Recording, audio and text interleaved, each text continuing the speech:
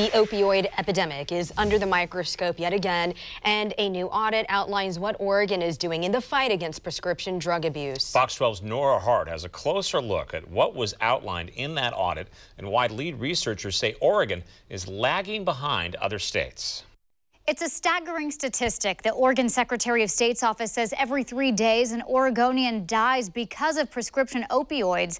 And auditors say Oregon is far behind other states in implementing practices to combat the opioid crisis. The audit explains that thousands of Oregonians were recently prescribed a dangerous combination of drugs. And while opioids can be helpful with pain, they're also highly addictive.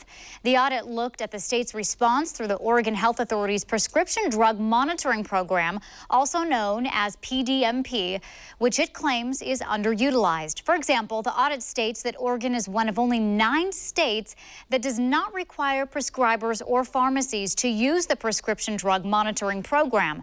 Today, we also heard from Deborah Royal with the Oregon Secretary of State's office. She shared her own personal ties to the opioid epidemic. 4 years ago, my nephew took a fatal mixture of drugs that included opioids. Alex was 29. So many families are being shattered by the opioid epidemic.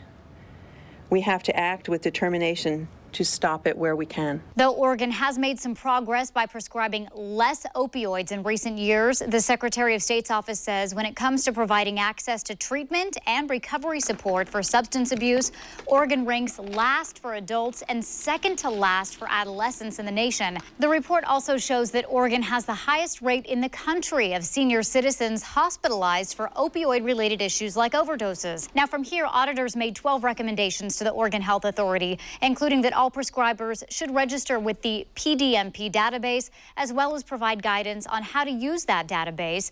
Another recommendation is to have the OHA work with legislature to expand state laws to be able to share data with law enforcement. In studio, Nora Hart, Fox 12 Oregon.